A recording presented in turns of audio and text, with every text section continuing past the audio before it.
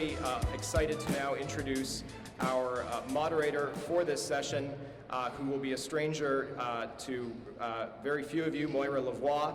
Moira is a litigator based out of Edmonton. She previously clerked at the Alberta Court of Appeal, and prior to studying law, was the Director of Policy to the Federal Minister of Aboriginal Affairs and Northern Development. And of course, she's had a long involvement in Runnymede as the past president of the University of Alberta Student Chapter and the current co-president of our Edmonton Lawyer Chapter. Moira has published on various Aboriginal law and policy matters and is the past recipient of the Canadian Association of Law Teachers Scholarly Paper Award, and currently serves on the board of Alberta Classical Academy and is a member at large with the Canadian Bar Association's Constitutional and Human Rights section. Please do me the honor of welcoming Moira to introduce our panelists.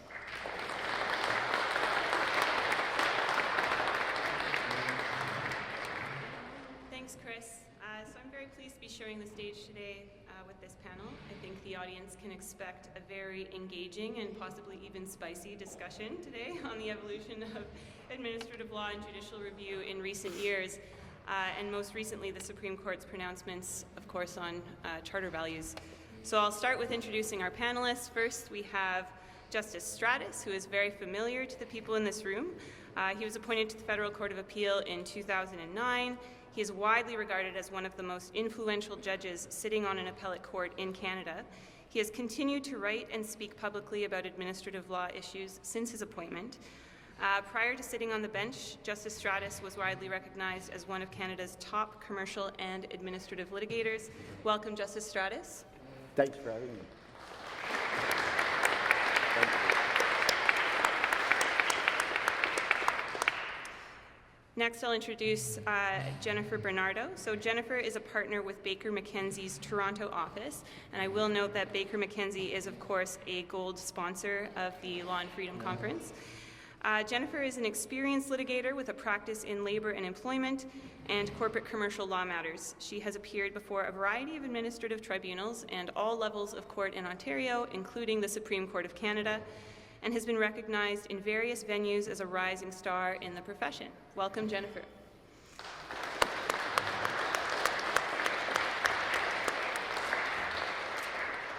And finally, I'll introduce Mark Mancini. Everyone here, I think, knows Mark, but I'll introduce him again anyway.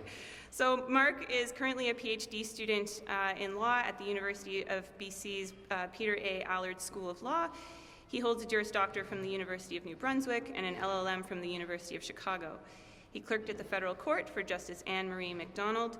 His research interests include the law of judicial review, administrative law generally, and statutory interpretation.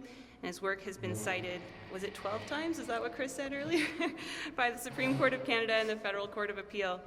Mark also is of course, a past national director of the Runnymede Society. Welcome, Mark.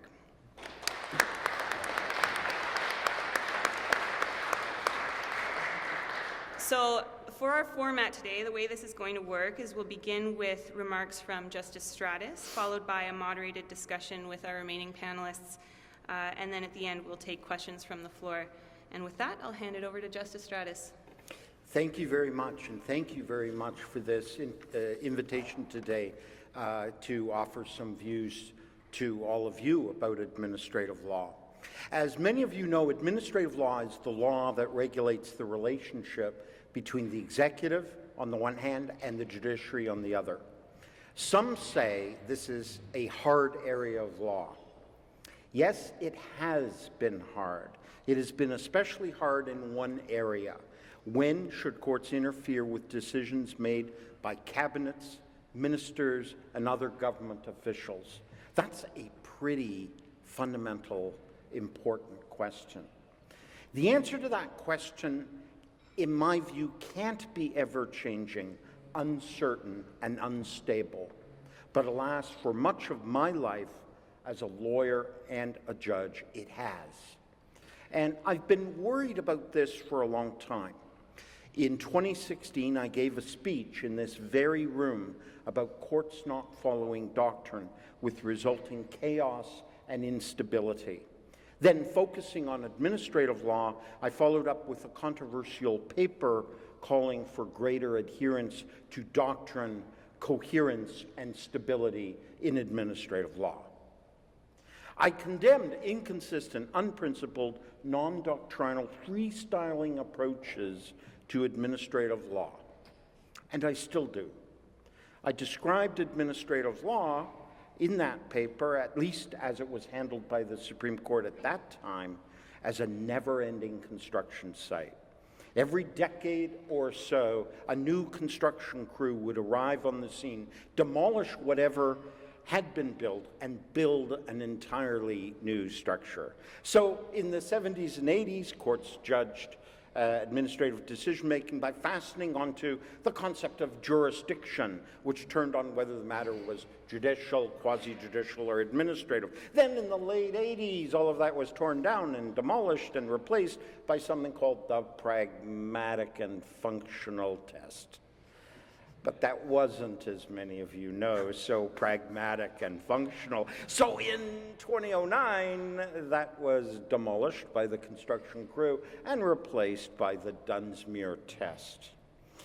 That controversial paper I wrote in 2016 sparked a wider discussion and reflection, quite vigorous and quite constructive. And that led to something that, in my view, is really good, and kudos to the Supreme Court. That's the Vavilov decision. Vavilov redefined when courts should interfere with decisions made by cabinets, ministers, and other government officials. The Supreme Court did a great job. Finally, it developed a judicial approach derived from fundamental principles. As I will explain, it gave us hope that the never-ending construction site was finished with stability and doctrinal coherence with us forever. Now, perhaps the most important principle in Vavilov was the binding nature of legislation, the laws passed by people we elect. To the Supreme Court in Vavilov, legislation is the polar star of judicial review, and indeed it is. It is the most important organizing principle in administrative law. As long as a statute is constitutionally valid, the statute states the law. And the law binds everyone according to the authentic meaning of the terms of the statute. And yes, it judges too. The idea that legislatures make laws that bind everyone, even judges, is centuries old. It is the cornerstone of our democracy. It's right in our Constitution. Now, there are many corollaries to this basic principle. For example, take this. As long as a statute is constitutionally valid, the statute can reverse judge-made law. So to take a frequently occurring case, if a court interprets a statutory provision in a certain way and the legislature disagrees, the legislature can amend the statute and make its view perfectly clear. Again, subject to constitutional considerations, the laws made by our elected representatives prevail over judge-made law. Makes sense? You bet it does. Have I told you anything new? No.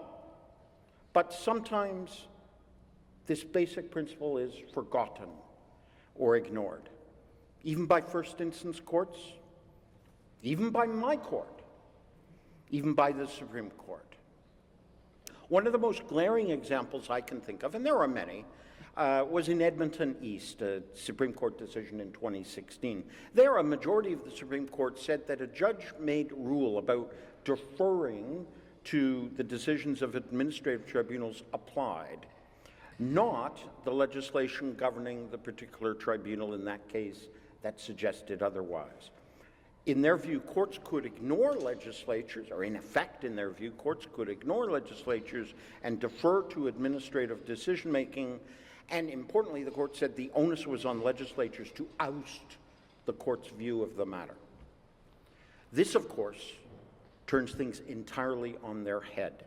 Judge-made rules do not oust or prevail over laws passed by the legislature. In this country, under our constitutional arrangements, quite written, we have legislative supremacy subject to the Constitution, not judicial supremacy. Elections matter. There are far worse examples. Most are seen in the area of statutory interpretation. Sometimes judges develop interpretations that interpret policies they prefer rather than adopting the authentic meaning of the words the legislature used. These days, I think we all accept that we discover the authentic meaning of statutory provisions by looking at their text, the context of the text, and the purpose of the provision located in the overall statute. Courts who keep in mind that laws passed by elected legislatures bind them examine these three things honestly, rationally, and dispassionately. But occasionally, some deviate from this, but only at one piece in the analysis. Things go askew around determining the purpose of the provision. You know, the purpose of a provision located in the overall statute is slippery. Some consciously or unconsciously interpret the words of the provision in light of the purposes they want to see, rather than the purposes actually resident in the legislation. My colleague on this panel, Mark Mancini, has written a classic article on this, The Purpose Error in the Modern Approach to Statutory Interpretation. I think it's a classic. It's a very important article. You'll find it in 2022, the Alberta Law Review. On this again, you'll see examples from many courts, including my own. But most instructive are certain majority and dissenting reasons in the Supreme Court where judges divide on the purpose underlying statutory provisions, indeed in the methodology for determining purpose. And cases like Tellis and Wellman in 2019, Crown and Rafilovich, 2019, West Fraser Mills, 2018. Each of those cases really is a nice illustration, majority and dissents, that illustrate differing purposes, different approaches to determining the purpose of legislation. Now, I accept that unconscious error happens and is forgivable. As I said, sometimes unconsciously, judges botch the determination of purpose. And to err is human, to forgive divine. The cases I just mentioned might be examples of unconscious error.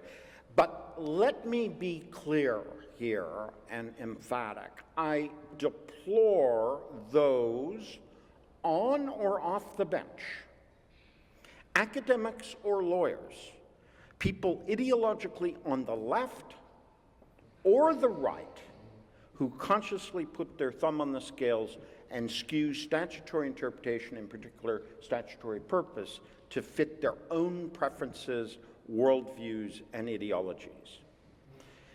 Judges exalting their own view of what a provision should mean over the authentic meaning of legislature's words violates the principle that as long as a statute is constitutionally valid, the statute, not the judges, sets the law. Alas, there are occasions where that fundamental principle is ignored. In administrative law, under many legislative regimes, the legislature has chosen to vest an administrative body or government official with exclusive decision-making authority over the merits. And I emphasize the word exclusive. The legislature has chosen in its law to exclude judges and the courts. Let's be clear, the law of the land in many statutory regimes says, courts, stay out. Now, there are legitimate, relatively narrow times that a court can interfere with administrative decisions. These are based mainly on the rule of law and its corollaries. But that principle falls way short of courts always being able to interfere and substitute their own views for those of the administrator. Judges have to respect legislative will, regardless of their personal skepticism about the desirability or wisdom of the administrative state. If an elected government passes legislation broadening or narrowing the administrative state, and one or the other is a bad thing, that is a matter to be reversed at the ballot box, not through the tricky legerdemain of unelected judges. Elections matter. You see, judges are nothing more than lawyers with the Judicial Commission, having many of the virtues and foibles, the strengths, the limitations of ordinary people. But nobody elected them. It's just that, unlike ordinary people, one day a minister of justice phoned them and gave them some happy news. Today, the administrative state is broad and powerful. Who are judges to smuggle into the analysis their own personal views, their likes and dislikes of the administrative state? And who are judges to look at a case decided by an administrator or a tribunal and interfere just because the judge personally dislikes the result they reached? A good judge must constantly be humble, ever vigilant to ensure that their views and biases, often unconscious, are not skewing their analysis. I want now just to address specifically those who question the desirability and fairness of the administrative state. Many do. But the indisputable fact is that under many legislative regimes, the legislature has excluded judges and has given exclusive decision-making authority to the administrative state. If you don't like that, I recommend that at the next election you go out and campaign and vote for politicians who will change that. In proper functioning democracy, we have elections and we accept electoral outcomes, even when disappointed. Elections matter. How dare anyone encourage politicians to appoint judges willing to serve as left-wing or right-wing politicians in black robes, usurping the role of the people we elect? How dare any politician actually do that? And how dare any judge actually accept and consciously or unconsciously carry out such a role? Here's the good news. In Canada, this doesn't seem to be happening much, at least far, far less than the United States. Nevertheless, you see, judges can sometimes and do veer from fundamental doctrine and consciously or unconsciously adopt positions that seem to reflect ideology, not doctrine or extrapolations of doctrine. For example, we've seen judges pronounce radical new rules, entirely judge-made, seemingly without a sound theoretical, principled, or doctrinal basis. Some out there point to an example in 2013. This was the decision of the Supreme Court in a case called Cates. That decision set out a rule, unsourced and unexplained, according to some, that makes it extremely difficult to strike down regulations made by administrators, and that sometimes allows regulations to actually go beyond what elected legislatures said in their statutes. That, of course, totally reverses the principle that statutes are supposed to be supreme. Whether intended or not, the Cates rule goes a long way towards insulating from review a very powerful power of the administrative state, which is the power to make regulations. The theoretical, principled, and constitutional basis for this is unclear, perhaps non-existent. I have said as much in two decided cases, Portnov and Innovative Medicines. But you know, on the other side, there are examples of unprincipled, undue judicial interference with the administrative state and its operation. Here, the problem is result-oriented reasoning and disguised correctness review. Judges barging in and second-guessing administrators or replacing the administrators' views for their own, when in fact the legislative framework, always binding even on judges, says that judges should lay off absent fundamental error. Does disguised correctness happen? You bet it does. For example, in 2014-2015, I counted 30 cases where the Supreme Court did disguised correctness review, imposing its own view of the matter, arguably against legislators' decisions to assign exclusive jurisdiction over the merits to administrators. In fact, some might suggest, and I've heard as much, from some, that the Supreme Court's last 3 administrative law cases, Mason, Commission Scolaire, and yesterday's case, Information Commissioner, are examples of disguised correctness review. Some say that they show an over-hasty tendency to decide legal questions itself rather than referring them back to the entity that has the exclusive statutory power to decide them, the administrative decision maker. Recent Supreme Court cases aside, Vavilov, based on the supremacy of statutory law over judicial fiat, has created an unprecedented era of stability for the most part. And here again, I congratulate the Supreme Court on a great job, in my view. This is good. Stability is what they caused, and stability keeps the judiciary in a predictable, appropriate lane. Stability brings us certainty, predictability, and freedom. It gives us consistent jurisprudence about what governments can do and cannot do, and what they can be required to do. Stability boosts the rule of law and increases confidence in the legal system. The people we serve deserve to be governed by lasting legal doctrine, carefully shaped and sculpted over the years by many, not by the personal diktat of whoever happens to sit in a particular judicial chair at a particular time. But let me go back to the never-ending construction site I mentioned at the outset of my talk. Listen for just a moment. Do you hear it? Beep, beep, beep. Are we now hearing the sound of construction trucks backing into the site to demolish Vavilov and build something else?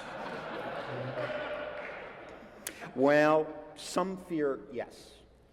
Some point to 2 things: the recent Supreme Court cases I mentioned, and also developments on the role of the Charter of Rights and Freedoms in administrative law. I want to concentrate in the last part of this talk on the latter, the interface between charter and administrative law. In this area, things started quite well, in my view, but recent developments raise many questions and create considerable uncertainty. It all started back in 1986 in RWDSU and Dolphin Delivery. There, the Supreme Court held that administrative decisions were state action. Other types of state action include statutes and regulation. And in the view of the Supreme Court, all state action, including administrative decisions, had to comply with the Charter. That made sense. Under Dolphin Delivery, take this example. Under Dolphin Delivery, if the tax authorities decide to make an order authorizing a far-reaching, incredibly intrusive search and seizure against a taxpayer, its order is state action and has to comply with the Charter, particularly Section 8, the right against unreasonable search and seizure. In 1989, the Supreme Court added to this body of doctrine and released a decision called Slate Communications. The Supreme Court said that administrators were subject to statute. Check. Going well so far. It said that administrators were subject to statute if a statutory provision forced them to make an order violating a charter right or freedom. The statutory provision had to be attacked and possibly struck down using the Charter. Makes sense.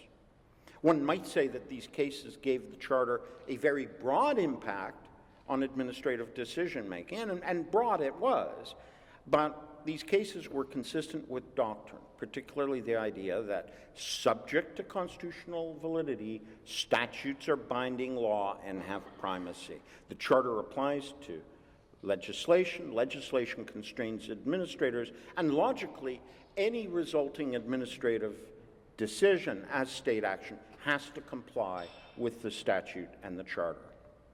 But years later, things changed.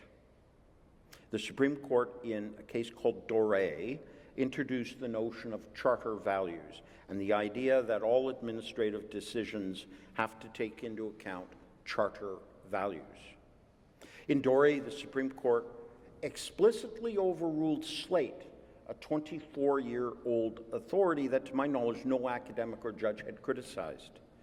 Why did the Supreme Court throw Slate on the ash heap? Well, when you look at the reasons, the only reason offered was that Slate was Diceian. Now, that's a reference, as many of you will know, to A.V. Dicey, a proponent and very much the intellectual inspiration for many of the constitutional truths I've talked about today, including the supremacy and binding effect of statutes. Diceian, with respect, is nothing more than an ideological label, perhaps a slur. It's not a doctrinal explanation. Now, many academic articles have raised questions about Doré. What are charter values? Are they subject to the qualifications in Section 1? Are these judge-made things not set out in the Charter, limited by the legislation governing the tribunal? Why do we need judge-made values anyway? Don't they offend the idea, clearly expressed in Section 1, that the Charter only guarantees the rights and freedoms, quote, set out in it, not the vibe of the thing? Now, let me be clear. All I've done is set out the criticism. I express no view on it or on the questions that I just posed. On this topic, I speak through my judgments as I must, influenced by the submissions counsel make and academic insights. Now, last December, very recently, the Supreme Court released another case on charter values called Commission Scolaire. It doubled down on Doré. Interestingly, it did not respond to any of the criticisms and questions raised about Doré. Not a syllable. That's an unusual judicial method. Some are saying that Commission Scolaire goes further than Doré and creates new dangers for the clarity and stability of administrative law. Some are saying that in Doré and Commission Scolaire, the Supreme Court has effectively fashioned and entrenched a charter of values, a charter potentially broader than the entrenched charter of rights we have. Now, again, as a sitting judge, I express no comment on these questions, but if you're interested in these criticisms, again, my colleague Mark Mancini has set them out well in his blog article on double aspect called The Metastasis of Charter Vibes Again. Other than brief comments by Professor Daly at University of Ottawa, whose views I always value, the defenders have yet to emerge. I will be very interested and attentive to what they say. On this topic, as a sitting judge, I am not commenting on any of the questions posed about Doré and Commission Scolaire. That's for you and others. And let me be clear, I am bound by Doré and Commission Scolaire. I must apply them on their terms. But I am bound by what exactly? In a particular case, I must interpret Doré and Commission Scolaire and figure out what they stand for. And I've done just that in a decided case. It's called Sullivan and Canada, 2024 FCA 7. There, I interpreted Commission Scolaire and tried to clarify the ambiguities in it, particularly in light of other charter cases. Overall, through that tour, my message is this. If judges at all levels stick to our century-old truths, truths that have indisputably worked to create an ever more equitable, orderly, and prosperous society, if judges stay in their lane, and if judges strive to put their own personal views aside, administrative law will be neutral, coherent, and stable for the benefit of us all. Thank you very much.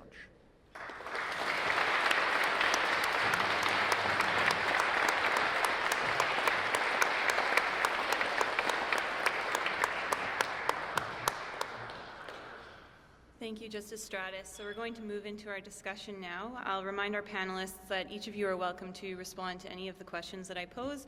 I also welcome you to ask questions of each other if the mood strikes. We'll get to charter values in a second, but first I just want to ask the panelists to respond to some of the general themes in Justice Stratas's remarks. So Mark, maybe we'll start with you. So Justice Stratas emphasizes that the most important organizing principle of statutory interpretation is that as long as the statute is constitutionally valid, the statute states the law, and he speaks about the abuse of statutory purpose.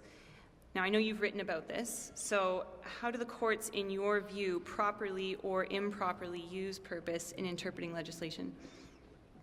Thanks, Moira. I think I speak for all of us when I say how enjoyable we found those remarks, Justice Stratas, and you've given us much to think about.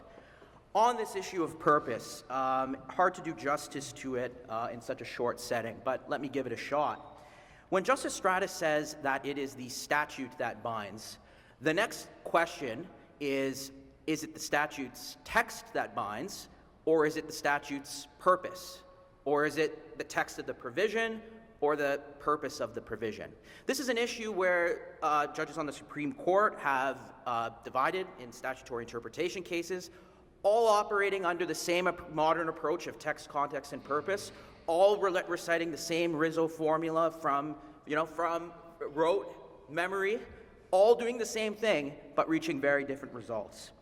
The judges that are in the former camp, the camp of purpose is what binds us,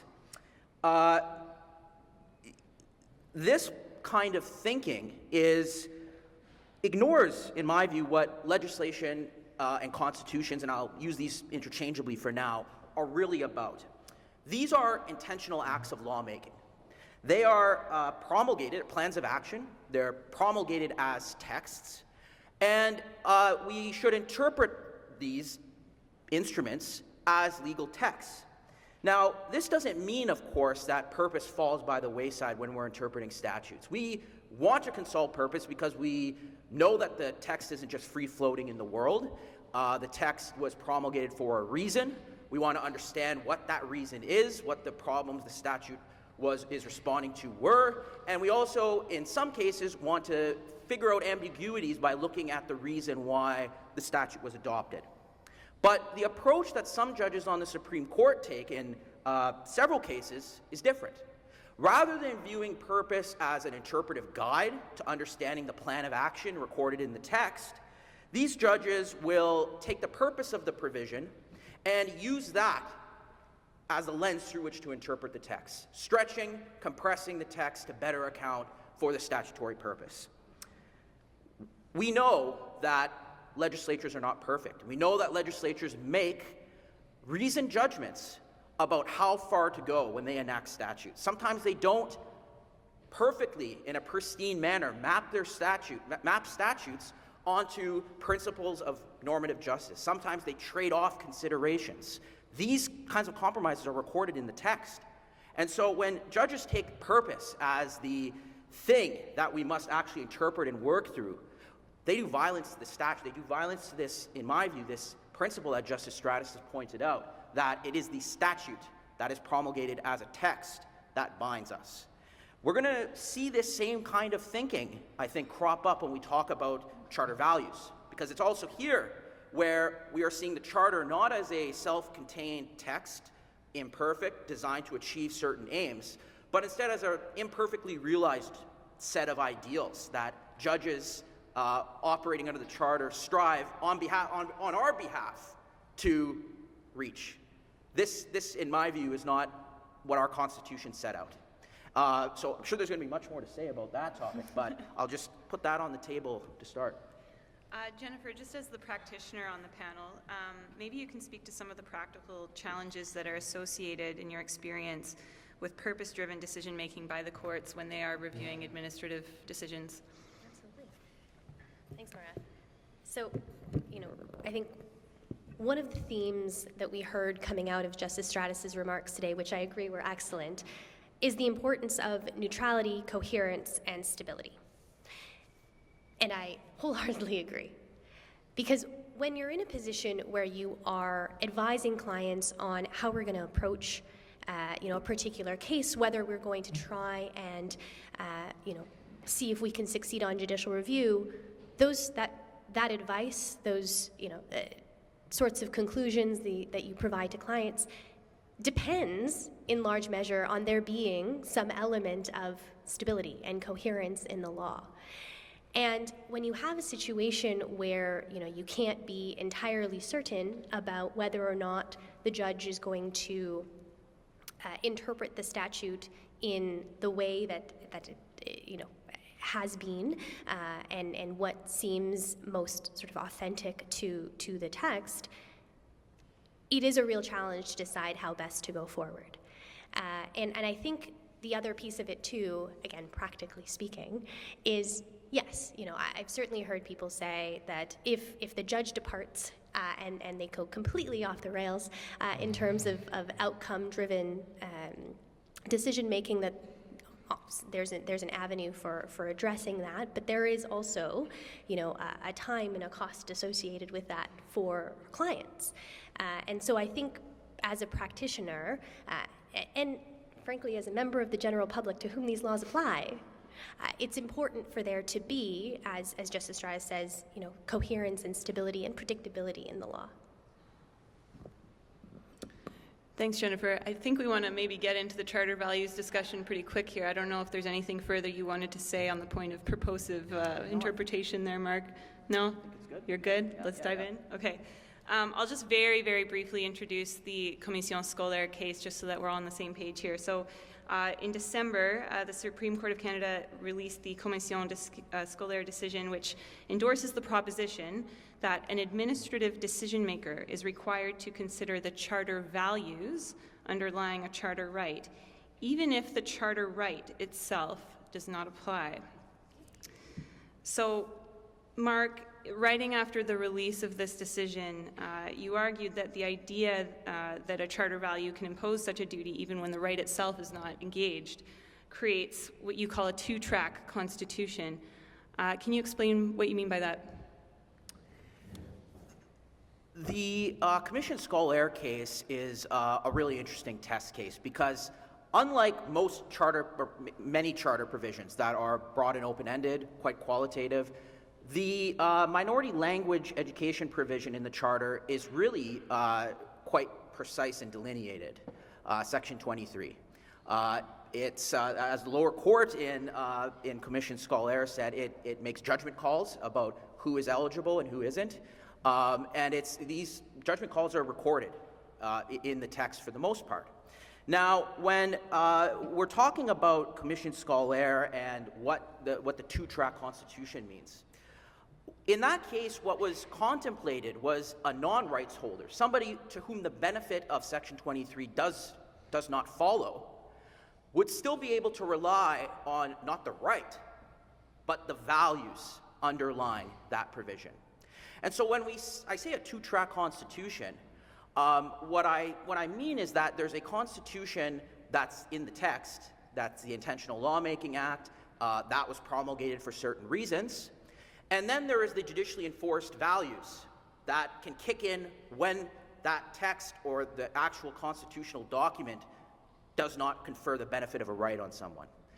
So we have two tracks. We have the Charter of Rights and we have the Charter of Values. Now, Professor Daly is somewhere in the room here. Professor Daly has, in advance of the, and I don't want to single him out, but in advance of the decision, Professor Daly proposed this idea of what he calls the Doré duty. And so I want to be clear that when we're talking about charter values, what we're not contemplating is that the administrator must render a decision consistent with the right, which admittedly does not apply. What instead we're contemplating is a procedural duty of sorts, a duty of consideration. These kinds of duties are well known in administrative law. A duty for an administrator to consider the charter value. Now, the procedural duty I do have a problem with because it's putting a duty on an administrative decision maker where the actual constitutional document doesn't speak of that duty. But what's made worse in Commission Scolaire is the lack of clarity about the circumstances in which that duty will kick in. So we're told three things. We're told that where charter value is relevant, where there's a link between the matter and the value, where it's raised in submissions, or where it's clear on the face of a statute, we're told the decision maker then has to consider those values. It is an open question what relevance means in this context. Sometimes it might be obvious, sometimes not. And we can imagine that in a situation where there is such a marked contrast between the prescriptive nature of the text and the values that are said to underlie it, where there's a stark difference between these things, this two-track constitution becomes quite much clearer. So that's what I meant by that. And we're going to talk, I think, a bit about where we might be going from here. It's hard to predict, but I think Commission Scolaire certainly ups the ante on where we were with charter values prior to it. I just have a follow-up for you, Mark. So what is the scope of charter values as opposed to charter rights?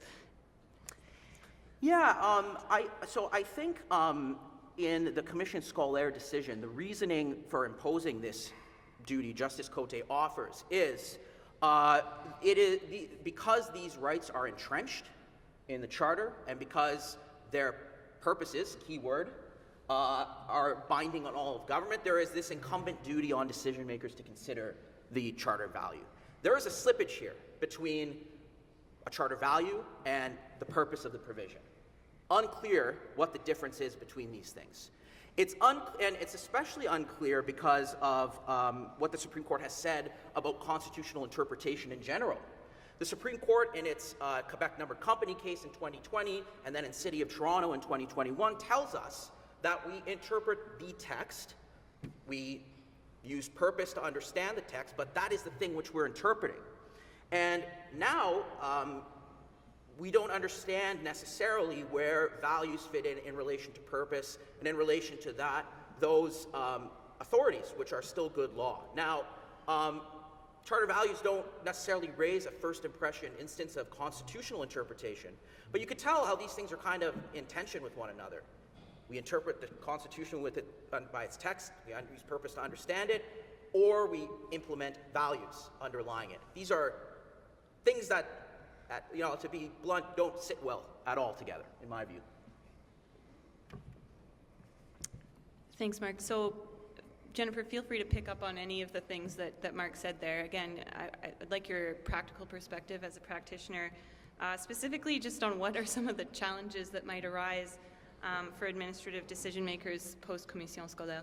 Absolutely. It's funny, I laughed a little to myself when you asked, Mark, what do we mean by charter values? Because I'm not sure that we know. I think part of the challenge with Doré and this concept of charter values, in addition to some of the comments that Mark made, is, when you're sitting there and you're trying to figure out how these apply in the administrative setting, including, on judicial review, some of the issues are, what is the content of the charter value that we're dealing with here? How do we know that a charter right has been engaged, and that we need to be considering charter values at all? And I think that first question, is really brought to the forefront post-Commission Scolaire, because one of the things that we see in that decision is different bases on which an administrative decision maker should be considering charter values, and one of which is, where there's a link kind of to the issue before them, which doesn't necessarily require that either of the parties has raised it. And sitting here as, potentially a representative of a party in one of those decisions, it's easy to wonder, well, how is it that this decision maker can be considering issues that we didn't put before them, that we didn't argue? Is it my responsibility to foresee the potential linkages to the charter and to define what charter values are at issue and why those charter values should be given consideration and how that should be applied to this particular statutory scheme? These, I think, are all really, that's not a small ask, particularly when we are talking about constitutional, values that have an underpinning in constitutional rights, and trying to figure out, as I say, what the content of that is. And I think actually Justice Stratas' decision in Sullivan is a great place to take a look at this point about, how far is the content of a charter value, how far can it expand beyond what the jurisprudence says is the content of the charter right? Right? Is it intended to have that a broader interpretation? Are we constrained by what the court has said the charter right is, and we're just applying it to folks who, may not have a claim under the charter? Or is it something broader than that? And if so, who's an administrative decision maker to figure that out? That's not, as I say, not a small ask. I think one thing I just wanted to say is that I think Jennifer raised a good point about how charter cases how charter cases were intended to be resolved. I think they were intended to be resolved as legal disputes in an adversarial context with parties relying on well-known constitutional materials. It was supposed to be an adversarial setting, subject to the normal rules of judicial procedure that we use for resolving legal disputes. To the extent that there's a chance with this new framework that charter values will have to be considered in the abstract, meaning without it being raised in submissions, without it being clear on the face of a statute, it introduces a new judicial role, one that isn't really rooted necessarily to an adversarial context, but one in which the administrative decision maker or the judge is looking at the charter value and working it out, the normative incidence of it, working it out for the first time, and then declaring its meaning without that necessarily that adversarial setting. Now, there is a lot of debate about the legitimacy of the charter, about if judicial review, like how judicial review is conducted under the charter. But I worry that when rules and the normative purchase of charter values are announced from the bully pulpit of the bench, that we are now getting even further away from what how the charter was intended to resolve disputes. I think that's a worrisome consideration to the extent that this is going to be an issue where charter values come up sort of in platonic form at the first time on judicial review or on judicial review. Yeah. So there are those who have argued, and I think Professor Daly is one of them, not to single him out again. I'm sure we'll hear from him in a few minutes here. But that requiring administrative decision makers to consider charter values is a force for good. It's an important tool for advancing things like substantive equality, dealing with, the unequal power relationship between the people appearing before administrative tribunal and the tribunal itself. So I'd be interested to hear from both of you, Mark and Jennifer, on what your thoughts are on that position. Sure. Go ahead. Absolutely. So I think, and first, if I might say, all right.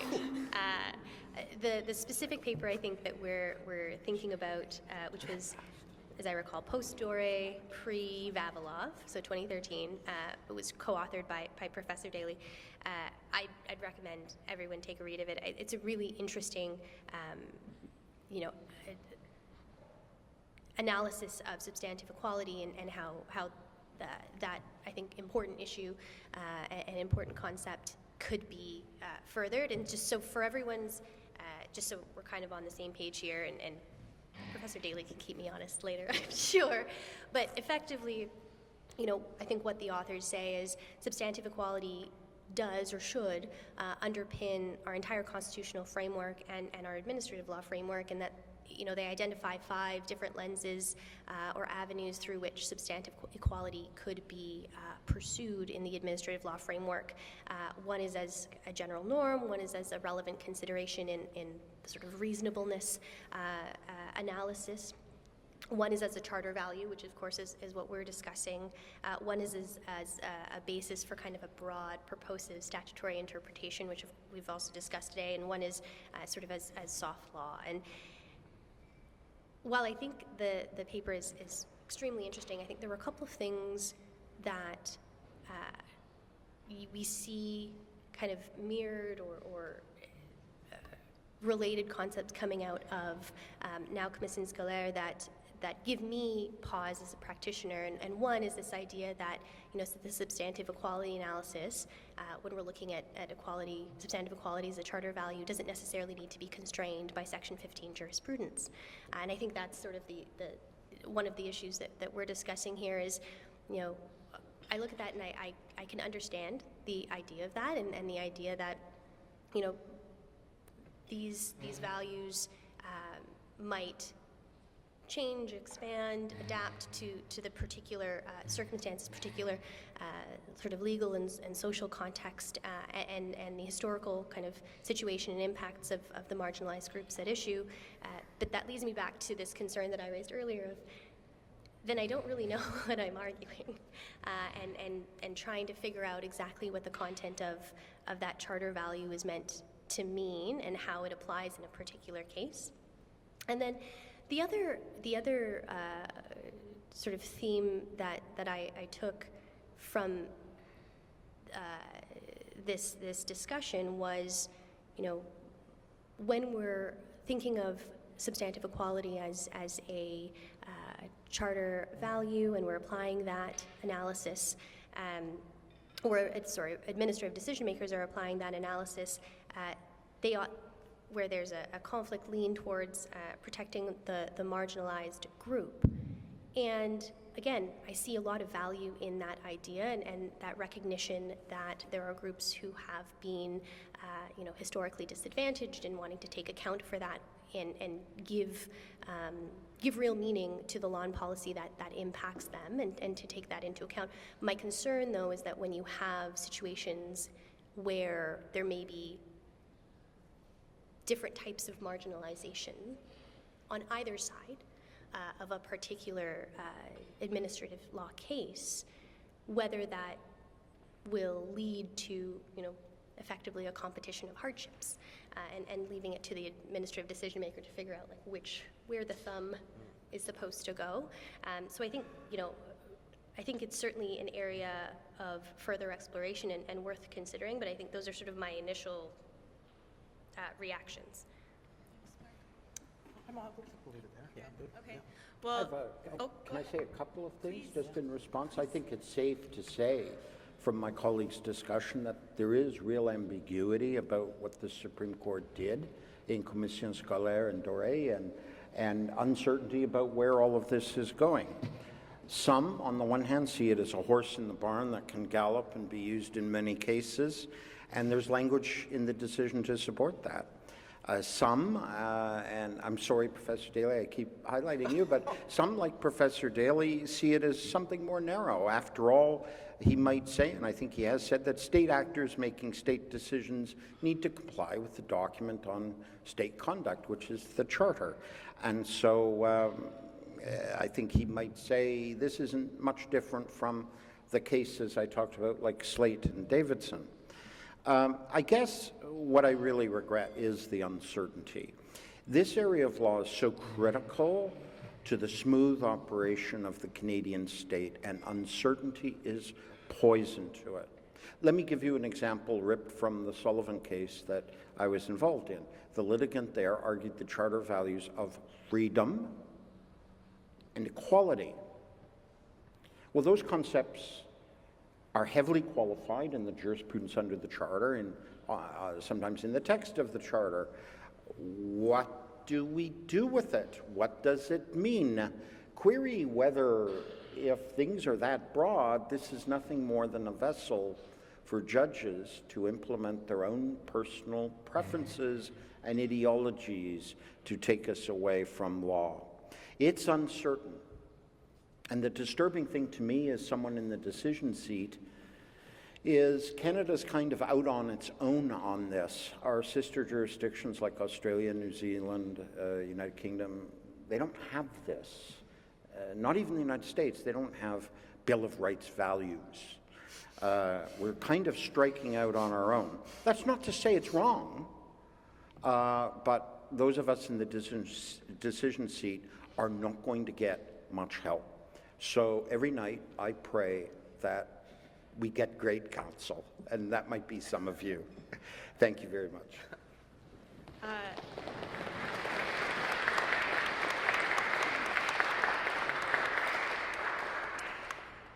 We will move to questions in a minute. I just have one more question I wanted to pose to our panelists here. Maybe this can go to you, Mark. So where do we go next? What's going to happen with charter values? I mean, there have been a couple decisions that have come out since Commission Scolaire. Feel free to comment on any of those, but I think just what happens next? I fear that with the current, and I mean this in the best way possible, but I fear with the current composition of the Supreme Court that offering predictions is just a fool's game. So I'm not going to offer predictions about. No comment. Absolutely not. So it's hard to offer predictions, but what I do want to highlight is the uncertainty that has been created. Uncertainty is, as Justice Stratas said, it's not only poison for the functioning of the state, but it's really unfortunate for the world of administrative law. Justice Stratas talked about our history, our shared administrative law history, ranging from the days of jurisdictional error, which was a device for judges to, in some ways, unlawfully interfere with the administrative state, moving on to the world of endless context, of Dunsmuir and its predecessors, and then we land on Vavilov with the simple rule of legislation guides us. To say otherwise, to say that we need a more complex approach to judicial review, I think is a conceit of academics, to put it bluntly. I think that what Vavilov accomplished, and the evidence is the settled nature of the law for the 2 years or 3 years that it was live. We had a good settled law that was working, in part, I think, because it was premised on simple rules. And when we begin to move into worlds of uncertainty, where decisions are rendered that don't deal with lower court decisions, on the point when decisions are rendered in a conclusory nature without really reasoning through the problem, I worry about the coherence of the common law in this area. And I'm a Star Trek fan, so I'm reminded of, I have it here, one of my favorite quotes here from Picard. So, with the first link, the chain is forged. This is about speech, but you're going to get where I'm going in a second. The first speech censured, the first thought forbidden, the first freedom denied, changes all irrevocably. The drumhead. Star Trek: The Next Generation, now, Season 4. I'm not just shoehorning this in, because I think this quote actually gets at something, which is that once we take one step into the world of uncertainty, it begets more, and it begets more, and it begets more. And arguably, this was Dunsmuir. This is what happened with the Dunsmuir, Edmonton East line of cases. An instability that was started early on that was never remedied. And so when I look at the state of administrative law, and I'm mostly happy with it since 2019 in Canada because of Vavilov's simplicity, I do worry about rocky waters, about the chain of the common law, the coherence of it being broken yet again in this area. Yeah, I think I'll be brief. I just want to lend my voice as another fan of Vavilov. I mean, sure, Star Trek too, I guess. I don't know. But my husband would be really upset if I didn't say that too. But, you know, as a practitioner, I think one of the things that really commends Vavilov is the fact that it is so user-friendly, right? You have a decision and you're explaining to a client, is this something that is worth, you know, picking a fight over? Are we going to try to judicially review it? And you're not thinking about, you know, is this, what is the range of reasons? What is the universe of outcomes in this particular case? And does this fall within that range of reasonable outcomes? You're looking at what did this person decide? And does it pass the smell test? And really, right, you know, does it hold up logically, consistently within it? And I think for other practitioners in the room, I think we've all had decisions where you get it back and you're like, you came to A and B and that does not lead to C. I don't understand what's happening.